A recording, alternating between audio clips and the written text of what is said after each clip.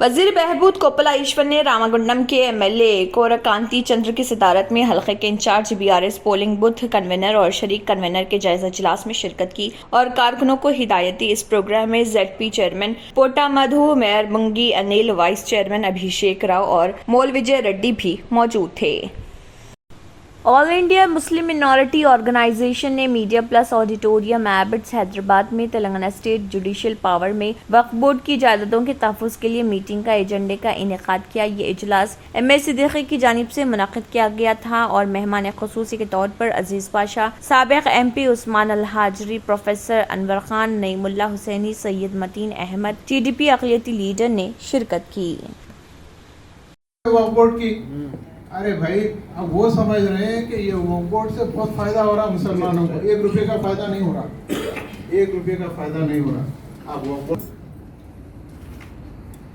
ये पूरे बेवकूफ बनाने वाली बातें हैं। और 1990 जो सारी जायदाद बेच दिया 800 एकड़ से ज्यादा, वो फिर मुतवल्ली बन के बैठा हुआ और उसको कंटिन्यूस बनते जा रहा।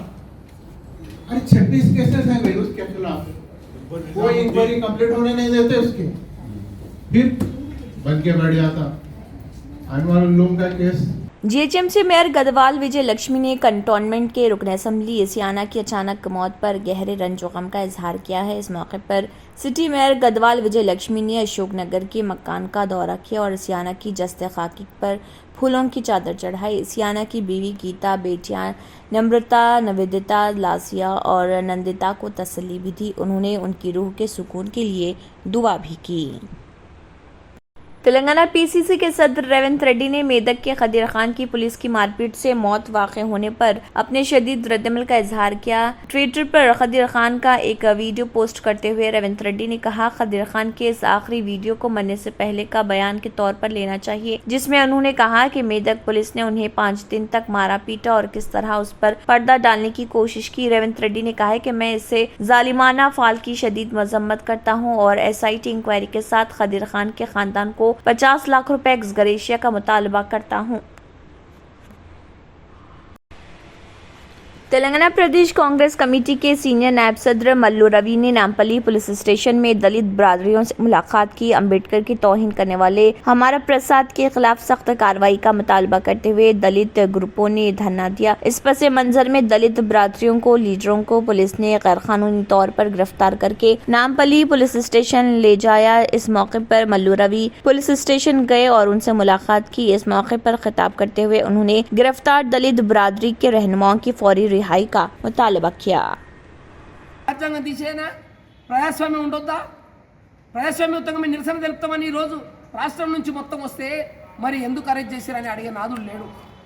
కాబట్టి ఇది ప్రజలన్నా గుర్తించి రేపు బాబాసాహెబ్ అంబేద్కర్ సిద్ధాంతం వెంబడి దళితులు నడవాల్సిన అవసరం ఉంది. దళితులు మనం ఈ యొక్క రాజ్యాంగాన్ని కాపాడుకోవాల్సిన అవసరం ఉంది. దళితులు ఐక్యంగా ఈ రాష్ట్రంలో రాబోయే ఎన్నికల్లో మనకంటూ ఎమ్మెల్యేలు ఉండాలి, మనకంటూ ఎంపీలు ఉండాలి. మన ప్రజలకు ఎవరికి కాలుకు ముళ్ళు నాటిన స్పందించే నాయకులు అసెంబ్లీలో ఉండాలి, పార్లమెంట్లో ఉండాలి. రేపు ఇదంతా చూస్తున్న ప్రజలంతా దయచేసి వినండి. అంబేద్కరిస్టులుగా మనం ఈ రాజ్యాంగాన్ని కాపాడుకోవాలంటే మనం ఈ రోజు జరిగిన దాన్ని ఖండించాలి ప్రతి ఒక్కరని చెప్పి మనం చేస్తూ సెలవు తీసుకుంటున్నా. జై భీమ్. अगर आपने हमारे चैनल को अभी तक सब्सक्राइब नहीं किया है तो यहाँ पर रेड कलर का सब्सक्राइब बटन दिख रहा है, उसे क्लिक करें और हमारे चैनल को सब्सक्राइब कीजिए और साथ ही साथ बेल आइकन को भी क्लिक कीजिए, जिससे आपको ताज़ा अपडेट मिलती रहे।